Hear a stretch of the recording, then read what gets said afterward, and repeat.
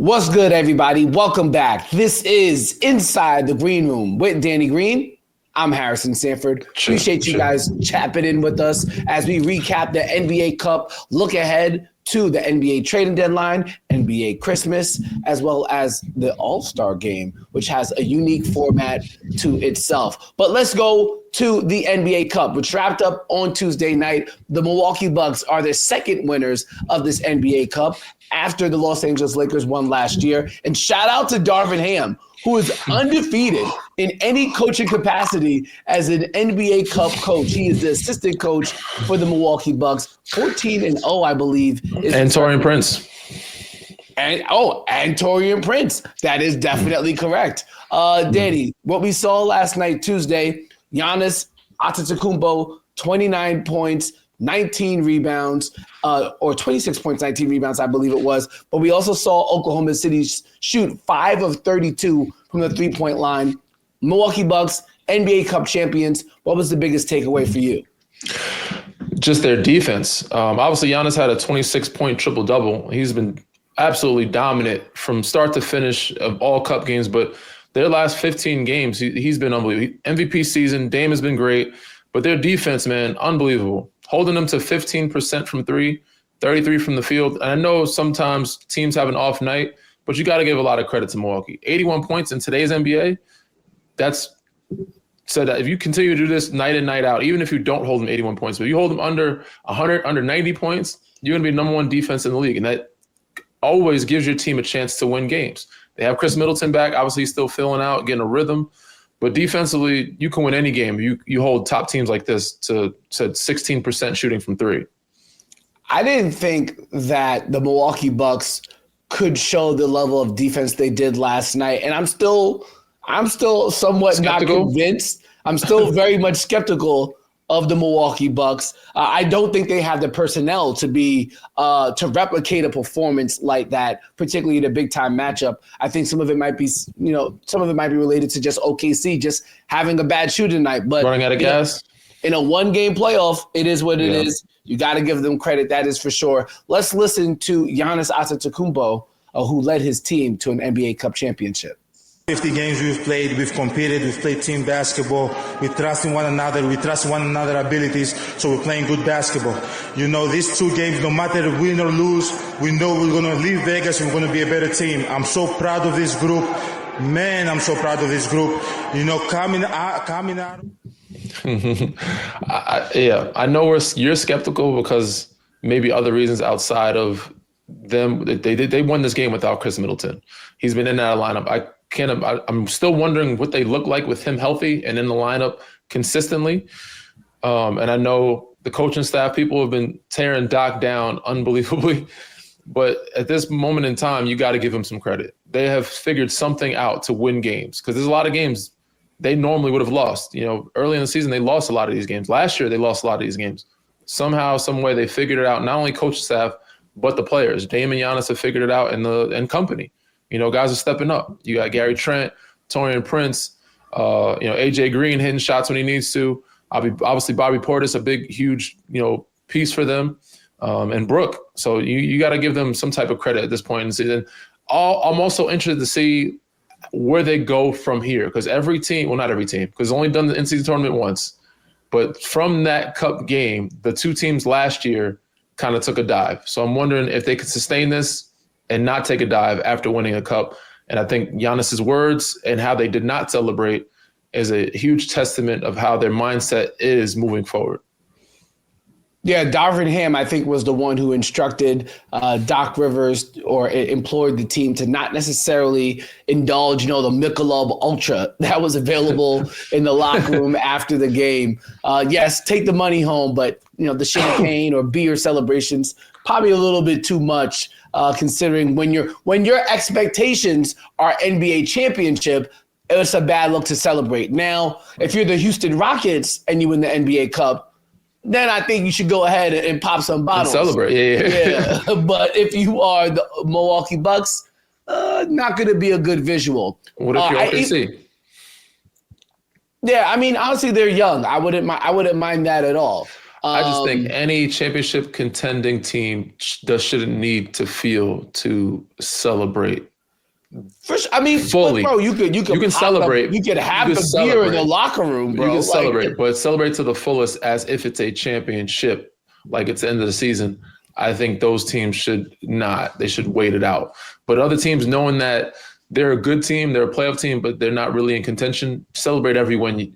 Celebrate these wins big. Can definitely understand that. So the Milwaukee Bucks, they had championship aspirations going into this season, rightfully so. I think a lot of people watching them in their first 10 games of the year where they were 2-8 maybe quelled on what they thought they could be. Danny, what are your expectations for the Milwaukee Bucks? What do they have to do for you to say that was an acceptable season? I'm kind of with you. I'm still very much impressed with what they've done the last 15 games, but I'm still not fully sold. They have to stay consistent. I want to see what they look like with Chris Middleton back in rotation. They have to win more games and be a solid, stable team in the East. For me, if they have anything below a top 4 seed or top 5 seed in the East, it's unacceptable. And you have to at least get to the second round, to me. If you lose first round, if you're in a play-in, you lose in the first round, that is an unacceptable season. My expectations aren't very high for them. Everybody else may be so for them. They're expected to be in the Eastern Conference Finals and be in a top 4 seeded team.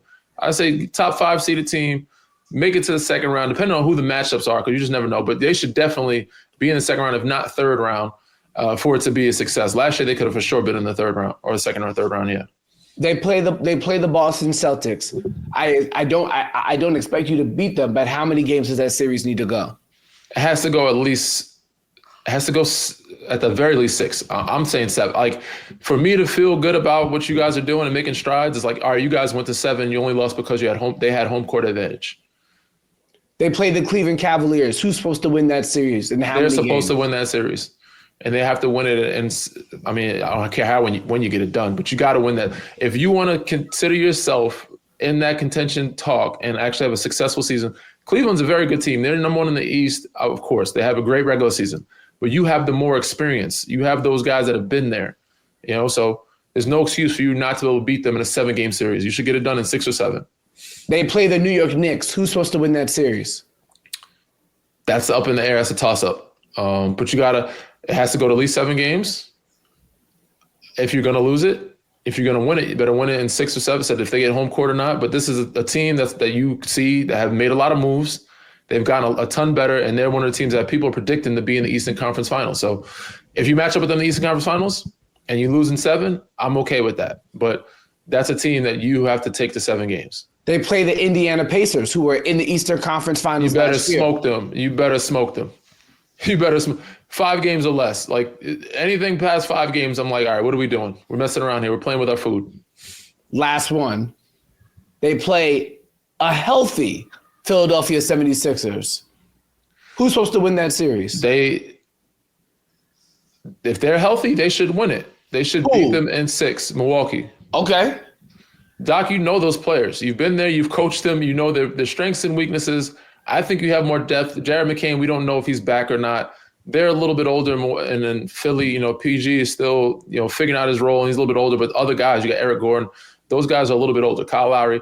There's no way you should allow those guys to dictate a series when you have the maturity, the veteranship, and then you guys are a little bit younger, but also have that experience. And you have Dame and Giannis, and then you have Brooke, who can stretch the floor, keep Joel out of the paint a little bit, protect the rim as well. You have deeper pieces, I think, in that group in Milwaukee than you do in Philly. Okay, so according to you, the Milwaukee Bucks season is a failure unless they either lose to New York or Boston. Anything outside of that is not okay. Okay, fair enough. Hey, I totally understand that. All right, let's move over to the other side of things. Oklahoma City Thunder, they did lose this matchup. What has been a standout season so far for OKC, but did not show up in probably their most marquee game to date so far this season. So last year, Danny, there was a couple of things that really worried people about the Oklahoma City Thunder. There was their poor rebounding, and that's something that's still prevailing now in this season, and obviously their lack of experience. looking at how they performed in this matchup, looking at how they're presently constructed, obviously Chet Holmgren has not been around a lot because of his injury. What are you, not the league expectations, not what OKC has for itself, what are your expectations for Oklahoma City? When and if healthy, you get Chet back, you should be the top seeded team in the West. You should get home court advantage, and that ultimately you should be in the Western Conference Finals again. At the very least. They made the semis. They didn't make the finals last year. They didn't make it last year. They lost to Dallas in the semis. You should be in the Western Conference Finals this year. And depending on matchups, but regardless of the matchup, you should be in the Western Conference Finals this year. And anything below that is an unsuccessful season. Realistically, you guys could be in the finals. I'm not expecting you to win it, but the very least, Western Conference Finals could be in the finals, but I just don't think they're there yet to win it, to be the last team holding the trophy or last team standing. I'm going to be curious to see how their rebounding numbers are impacted when Chet Holmgren comes back. Chet Holmgren, not a great rebounder, but he is a bigger body. And shot blocking. Yeah, and if you add him to Isaiah Hartenstein, now you really have some size there on the interior for Oklahoma City. And then they just brought back Alex Caruso coming back from injury. I think we're going to have to give them some grace when Chet Holmgren comes back and really see how they can match up against some of these teams or how they're even just structured. Because Chet Holmgren, while he can't shoot the three, he was also somebody who could score in the paint. But that's also going to be area where Isaiah Hartenstein kind of manages things. And I think it was Mark Dagnall who said there's going to be some games where Isaiah Hartenstein is going to start, some games where he's going to come off the bench. And even that not having that continuity could somewhat have an impact on this team. I'm curious, Danny, if you were Mark Dagnall and Chet Holmgren comes back, how would you structure the team? How would you approach it? Would you start iHeart and Chet? Would you do it matchup based? And obviously making that decision is going to impact the other guys like a Wiggins, like a Cason Wallace, like a Alex Caruso, depending on how they want to have the rest of the starting lineup. What are your thoughts? I'm a big fan of keeping it one way and sticking to it and not changing up too much. But I do understand sometimes the matchup, you want to switch it up some. But I like guys to have the rhythm, know what minutes they're going to play. Obviously, it changes depending on who's hot, who's not, and certain matchups. But I like to try to keep the starting lineup the way it is, make teams adjust to us. I'm playing them both at the same time. And I think that kind of fits your narrative for most teams in the West. You know, you get a chance to play, you play Denver. You can have Isaiah Hartenstein guarding Jokic and have Chet weak side and blocking shots and guarding Aaron Gordon or somebody like that. And with AD, you can have, Isaiah guarding AD with the Lakers. You have Isaiah guarding AD and Chet being kind of behind them, blocking shots, help rebounding, or, guarding their four-man, which obviously is LeBron James, but he can guard somebody else in the wing. You can hide Chet somewhere else. But most matchups in the West, when you're guarding a Rudy or whoever else is out there that's a big, you can have Isaiah there to protect the paint and have Chet be able to stretch the floor, but also be weak side and block shots with kind of how Minnesota was last year.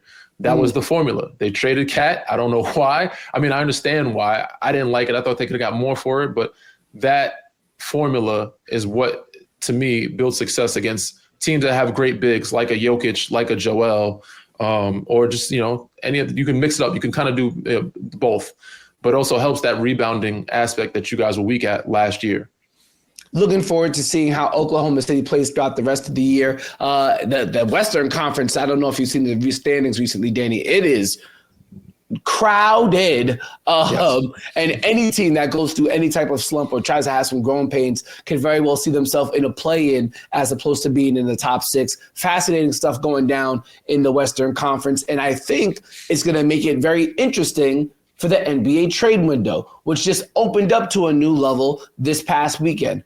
On Sunday, 85 players became eligible to be traded. These are 85 players that were involved in deals this past offseason or that were signed to new teams this past offseason. So now they can be moved to help facilitate deals of some of the NBA's biggest players or some of the NBA's biggest change makers for certain teams. There's 85 players that are eligible. There's obviously every player in the league is eligible. I don't think anybody has a no trade clause now. I think That's all. Very few. I think it's all said and done with. I think even LeBron. Bradley Beal. Oh yes, Bradley Beal still has his. He has to waive that. Yeah, Bradley Beal still has his. Unbelievable. Nonetheless, with that being said, I think it is time then, Danny, for you to name 3 players, just 3, that you want to see traded this trade season. I mean, there's a ton of guys that I can go through. There's a ton of guys that I think that are very good role players that are not being used and somewhat injured, that may not be injured because they're in places that they don't want to be. But ultimately, the guys that I'm looking at are the guys who are on teams that are decent but not good enough, and they could be used elsewhere, like Chicago. Zach LaVine and Vucevic, those guys can be used elsewhere. So I would like to see him find another home. Obviously, they've shown and expressed, teams have shown that they didn't want him. And Chicago's expressed they've been trying to move him. So I would like for him to be somewhere where he's more appreciated and a team that he could probably win it. I know there was rumblings of Denver looking at him, other teams, LA in the past, but I think he can be a use. Vucevic, another one. He can be used in LA as well. They're looking for a 5 or another big to go AD. But another team that I'm looking at is the Washington Wizards. They are very poorly. I don't want to call them so bad, but they're playing very poorly. And there's some pieces there that can be of use. Kyle Kuzma being one of them, Jordan Poole as well. But I'd like to see Kuz find somewhere else a home and be of some value in a championship contending or even a better playoff type team or situation. But I can go down the list of so many other guys that are probably very good, like Bruce Brown. He was in Toronto. He's hurt right now, but we don't know how hurt he'll be if he was in a better situation. You know, there's guys like that we can look at all across the board that can use help. And even in LA, there's guys that they're trying to move or ship or package together. D'Angelo Russell does not look happy there. Coming off the bench, seems like as if he's been demoted, but he's a good guy. In the right situation, he's a great system piece. When he was in Brooklyn, he was playing at all-star level and making it happen for that group. So a guy like that, I think, could find a new home as well. I think, let's see here. I think a great spot for Kyle Kuzma, and I've been saying this for a while, would be a team like the Memphis Grizzlies. I think they need a guy who could play. Brandon Ingram's another one. You know what I'm saying? Like, not him. Just a tall 3, long, like those type of pieces. But Brandon Ingram needs the ball in his hands. Yeah, Kuz doesn't. Yes, Kuz doesn't, and I think that's why Kuz could work in Memphis. I like Kuz there. I don't like Zach LaVine for the Lakers and I don't like any player the Lakers could be targeting that can't play defense. Their issue is having a defender that can also shoot threes. What about Denver? For who? For Zach LaVine. They were talking MPJ, Zach LaVine. So then who's your primary wing defender? I mean, it wasn't MPJ. It was Aaron Gordon. I don't think offense is the issue. Christian Brown. I don't think offense. They need depth. They need depth. Denver and New York are front loaded. They need bench, but I think that gives them more shooting. They just have shot it poorly, and I think that's the issue. And MPJ is a great shooter, but I think he gives them more versatility because Jamal has been up and down this year. But I understand. I'm with you. Lakers definitely need a 3-and-D guy. They don't need a guy that can just score. They need defense. You need to surround AD and Braun with those type of guys. So we know that. We know the formula, and any other player that doesn't speak to that formula is just a waste of time. Just a waste of time. But I'm not in charge. I'm not in charge of things there. But I really do like that Kuzma play going to the Memphis Grizzlies. But I don't know if they would pull that off. What about Vucevic? Or Valanciunas? These are the big men that they're looking at in LA. These are the talks. I mean, I guess you could mess around with Vucevic, but even then, like, he's not full-time starting, is he? I don't see why not. I mean, now you get boom. Now you get Vucevic. Where Unless you Valanciunas. Valanciunas is 5, AD at the 4, Braun the 3, Austin Reeves the 1, Rui 2. But don't you need if now you're gonna put with that situation, Danny, you put Vucevic guarding a 4 or Vucevic guarding the rim. Like none of those things sound good, particularly when you don't have a point of attack defender. No, you can have Vucevic guarding the 5. Why can't you have him guarding the 5? Okay, so he's protecting the rim. AD is also there protecting the rim. But what if he's a roamer? But Danny, AD is a 4 guarding the 4. He's a roamer. So Vucevic is the body guy. AD is the other rim protector. Feels like okay. Or Valanciunas. Valanciunas is not the same, similar. But yeah, those guys will be guarding the 5. That I don't think it fixes anything. I think if anything, maybe it plugs a hole. If we want to be frank here, we know it fixes it. They're gonna have to change a lot. It's not like regardless of who you bring in, I don't see a championship happening. We know that there's ultimately they're fighting as long as they can, but you're gonna have to make bigger changes. And you're gonna have to start over. So we know that's the solution. I think they do too. But while you have what you have, what can you make it better? I'm not saying you can make it a championship contender, but what can you make it better that we're for sure winning the games that we're not supposed to lose and that we're in top 6 playoff contention? We're not in the play-in anymore. Can those guys fix that issue? I like Vucevic for the Clippers. Okay. They got Plumlee and Zubac.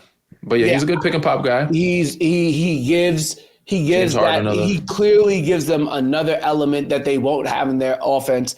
And obviously with the whole Kawhi situation coming back or not, like I go back to how well Kawhi was able to play back in 2019 when his big men were Serge Ibaka and Marc Gasol. Because now it opens up his opportunities in the isolation. It gives James Harden not just a pick. He's been working very well. He's been playing very well this year with pick and roll players. Now imagine if he has a pick and pop option, and Ty Lue's shown to be a very good head coach. I think Vucevic to the Clippers makes a world of sense if their intent on trying to go win an NBA title. He is a plug and play, probably 15 points, 8 rebounds off rip without even having any actual structure or repetition with guys like James Harden. I think it makes a world of sense.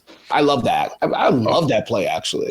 For sure. All right, so give me who are your 3 players that you want to see moved? We'll do that for next week. Okay. I did want to get into the NBA ratings and discussion about that, and we'll discuss that coming up after the break. Right now, as it presently stands, or at least in the most recent articles, ESPN's NBA live programming is down 28%. Danny, an ambassador for the National Basketball Association, is going to tell us how he's going to fix what is going wrong with the NBA ratings. We'll do that right after the break.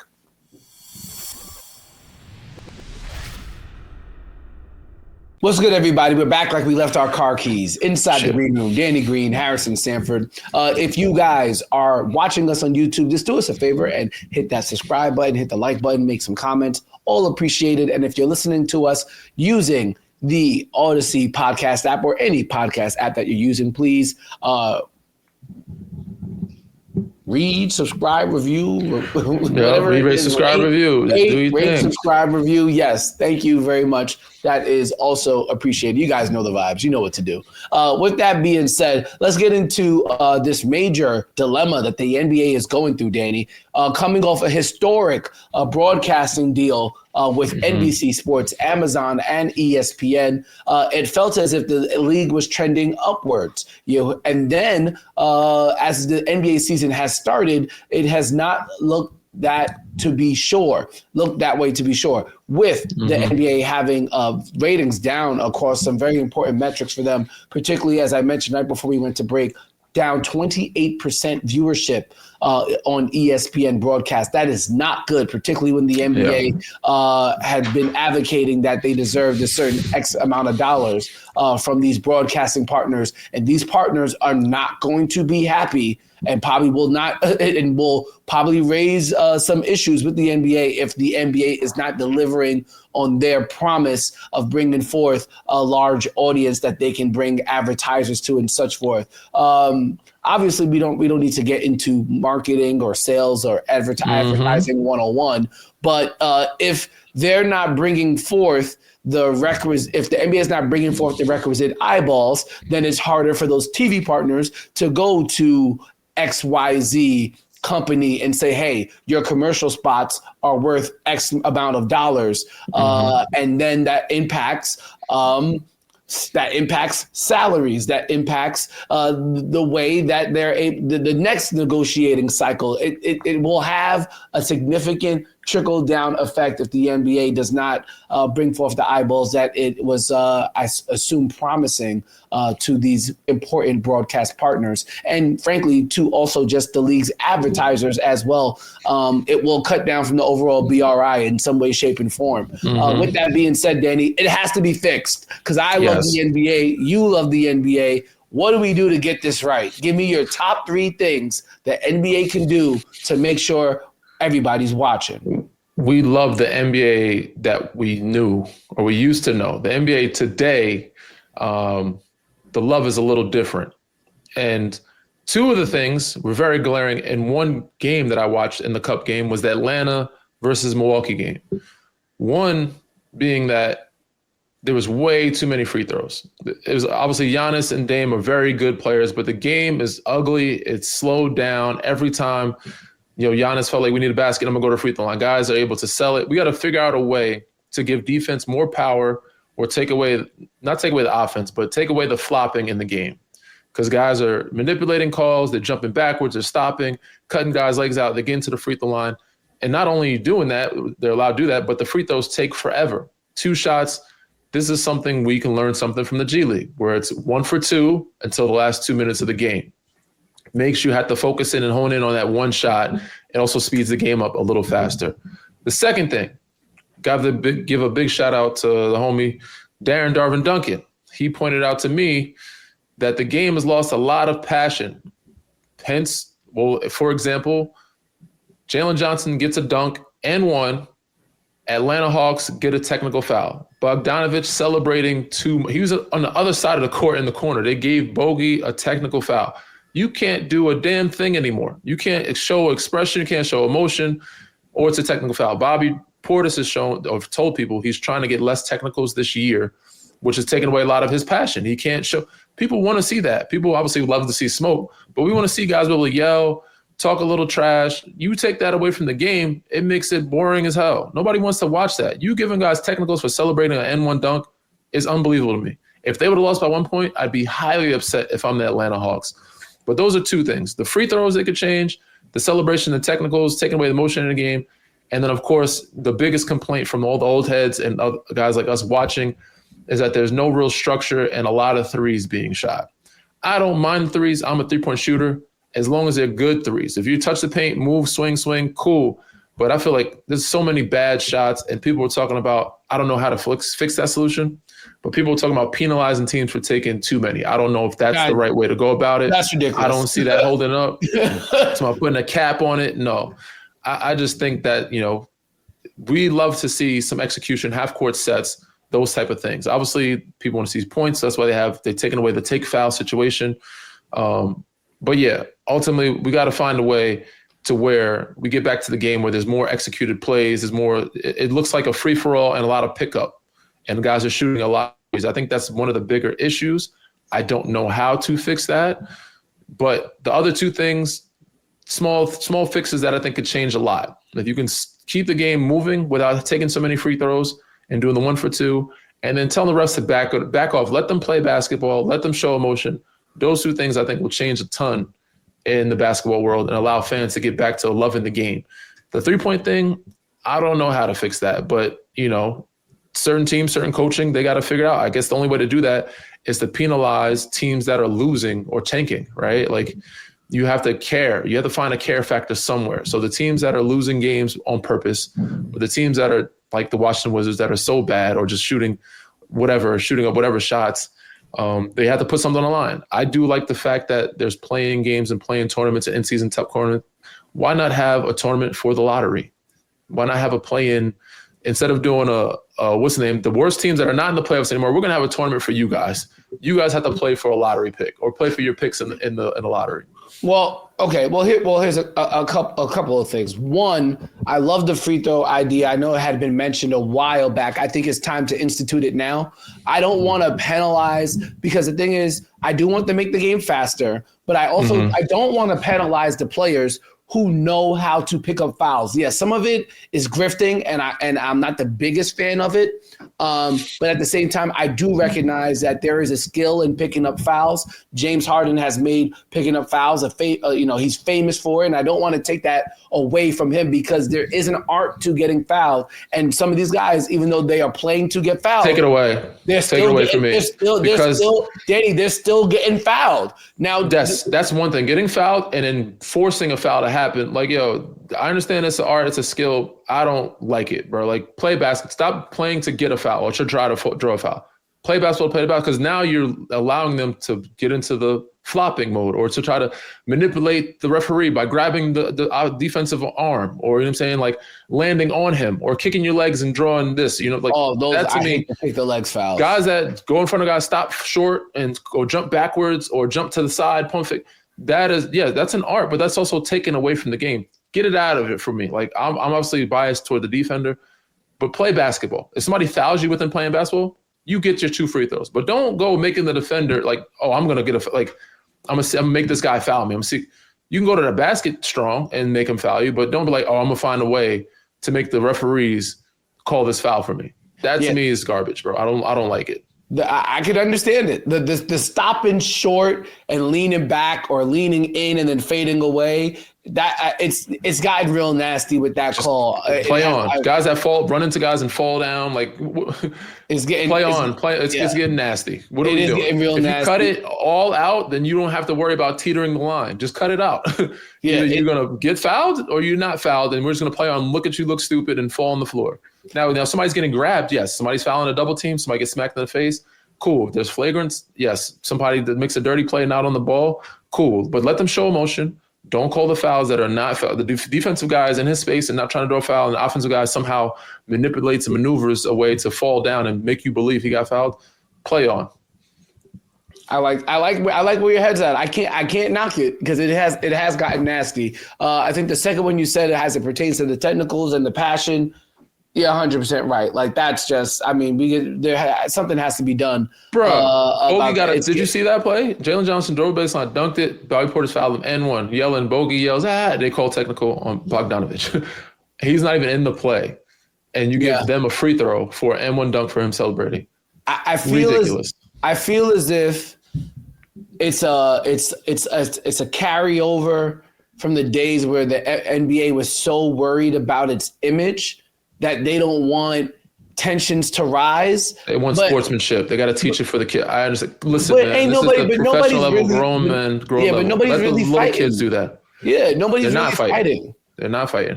But said, Little League is for Little League. This is a grown man league. Now, referees in the league can monitor and monetize and, all whatever the words you want to use in terms of managing little kids not talking trash and being sportsmanlike. You can warn them before the game. But in the big leagues, this is a grown man's game. They got to be able to show emotion and talk to each other like men. I 100% agree with that one. And then finally, as it pertains to the 3-point shooting, Danny, I don't know if there is an answer. Because this game has become so analytical that it's not. We've gotten to the point where it's going to be hard to be discouraged because some of the analytics just point to the fact that you should be taking as many threes as some of these teams are taking. Yes, for sure. But it's all based on your personnel too. You got to know who you are as a team and identity. Well, if you don't have 3-point shooters, do not be shooting. Listen, we got to be smarter about this, But yes, the analytics, you can still mix it up. Good 3-pointers are fine as long as they're good ones. First 5 seconds of the shot clock, unless you're that type of shooter, you shouldn't be shooting them. Touch the paint, drive, kick, swing. Boston takes some good ones. They take some bad ones too. You got to live with some of them. But 50, 60 threes a game and having 20 of them be really bad, is not it. Well, that's the other problem with that, Danny, and it it's going to be a problem. I think it's going to be a problem for a long time because of how popularized the 3-point shot is now, thanks to guys like Steph Curry. It's not just the NBA now; it's the talent that's being developed in the world, in the country. Like a lot of kids are shooting 3-pointers. That is what their game is now. Like their game is to shoot a lot of threes. So the talent pool that is going to come into the NBA is going to be equipped and used to shooting a lot of threes. So it is going to be, when you first got in the league, 3-point shooting was a specialty. 10 years from now, it's not going to be a specialty, Danny. 5 years from now, it's going to be mandatory to be in the league, and because a lot of players are going to have it. And so I don't know if it ever stops. I honestly don't know what they can do to stop it other than allowing hand checking to come back. Other than that, I don't know if there's going to be a way to stop it, bro. I'm with that. I'm with a more physical defensive league to where it makes it harder to. We have back in the day, it was only like 5 guys averaging 20. Well, I mean, yeah. Well, half the league now is average. It just seems like I wouldn't say it's too easy to get a bucket, but a lot. You hear Paul Pierce and KG talk. I go out there, give you a good smooth 10 right now. You know what I'm saying? Like on certain teams against Washington, I give you a smooth 10, 20. It just doesn't seem as hard or it doesn't seem as challenging to get a bucket anymore in today's league. You know what I'm saying? Like anybody and everybody can score. Anybody can. Some guys can get 20. Somebody can get you 30. So like, this guy had a lot of 50 balls. Not saying anybody could do that, but 20 and 30 is like a lot of random guys. Anybody can get you 20 and 30 now. Yeah. 40 and 50 happening way more often. It's very watered down, and I'd rather like to see it be more challenging for guys. And not saying you have to put a hand check, but cut out the flopping, play on off. I said the limiting the guys, manipulating the referees to get fouls and letting the motion happen, I think will change a lot of those things. I did see one suggestion online, and I think I love this suggestion the most. I won't go through a list of 3. I'll just say this one. I love this one, Danny. Forget records or the ultimate impact or importance that we put on records. Yes, winning the game does matter for sure. But more emphasis in terms of home court advantage not being put on record, but being put on point differential. And I said to myself, making it so that each team is going to play their hardest to the end of the game. I think that's huge, Danny. I think so. Yes, if you have 5 more wins than the other team, yes, you have a better seed. But if that team's point differential is 100 points better than yours, then that team is going to have home court advantage. Yes, I'm with that too. But that should also work as a punishment toward the teams that lose by that point differential as well. Yes. And then your spot, in the lottery, your spot in the play-in, your spot. Like, I think all those things should account because losing by 20 and 30 every night is not acceptable for those other teams. Maybe if you're a lottery team, you actually get dinged for being like, it does not help your percentages from winning the lottery. Percentage of getting like a higher seed. Yeah. I wouldn't doubt at some point we get a tournament for the lottery. I'm sure we'll have. But that's the thing. It's going to be hard for the teams that are in the lottery to be in their own tournament because I'm not trying to help the team get another top pick. You're going to have to give me a cash incentive. I'm with you. You know what I'm saying? Like I'm not helping the team draft. I'm a small forward and I'm about to help the team get the next best small forward in the draft. Hell no.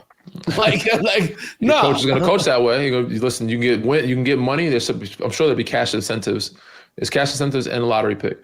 But on another topic, I'm also tired of Vegas, man. The Cup game is great, but can we do it? Can we do that in Summer League in a different location?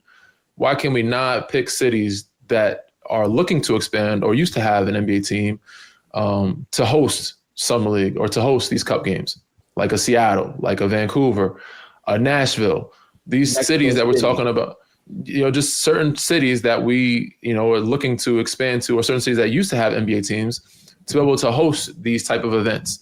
I feel like Vegas is watered down and overrated. And you look at the game, it just doesn't seem, the energy in the building don't see the same when you're watching the Cup games. I didn't like the energy at all. We got to switch it up somehow. I'm sure people in Seattle will love that. People in Vancouver will love it.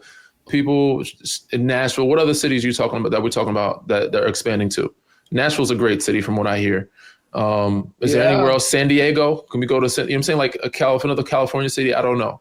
There's a bunch of other places we can go to host. Whether it's somewhere in the East, Tampa. I don't know. Some cities that have other professional sports, have a good fan base, but don't have a basketball NBA team. Or even like I like where your head is at, because I think the requisite energy that you need in that building was not there this past. It's got to be fresh, man. It's got to be fresh. Yeah, but treating the cup games like summer league is like, what are we doing? But the only issue with that being, though, Dan, I think, and you Bobby, you can explain this more than I can. I think there is an allure for the NBA player to get to Vegas. So while there'll be an allure to get to Seattle, Vancouver, and Nashville as well. No. You'd be surprised, brother. You'd be surprised. If you were, yeah, I mean, obviously, for certain teams, it might be something you want to do, but I don't think there's not going to be the same type of, we're about to get $500,000 each and we get to go to Vegas. It's going to hit a little bit differently if it's $500,000 and you go to Seattle. And that's no shade on Seattle I think if you're getting out of Milwaukee, you're happy. If you're getting out of certain cities, like I think Seattle's a great city. But if you're in LA, really nice city. If you play for the Los Angeles Lakers, are you excited to go to Seattle? San Diego? Maybe. So you get out away from home. Some guys are exploring Vancouver or Seattle, but San Diego could be another location. There's other places you can do this. At the end of the day, the pride of playing, the $500,000 should be enough. And so I do understand, that aspect of it all. But I do agree. Making this NBA Cup be in different cities. Even in the Midwest. It could be in Montana. You know how exciting people, I don't know. Yeah, they would bring the fan base. You bring out Kansas City. Bro, what? You just have a fresh city, fresh face. You may not be looking for, but you'll learn something about that city. You'll see a different fan base. You'll grow a different fan base in that place. So and that TV, I don't think it really matters. As long as it's another big city that used to have an NBA team, you'll bring them out. You'll be excited about going there. Yeah, that's the TV product will come across as better because the games 100% lacked enthusiasm from that was brought in from the crowd. There's some games it's just better because of the arena that's being played in. Just because of the that element that's brought into the game broadcast, bro, that is needed, and it wasn't there this past weekend. Come on, man. We should be in these board meetings, brother. Like you know what I'm saying, we got ideas for days. It's time. Adam, bring us in, bro. I hope you guys enjoyed those ideas and all of the breakdown that you heard here on Inside the Green Room this week. We'll be back next week as the NBA goes towards its Christmas games, and we really start to turn the calendar in terms of intensity throughout the National Basketball Association. Looking forward to it. Thank you guys for tuning in, and we'll see you next time. Read, rate, subscribe, review.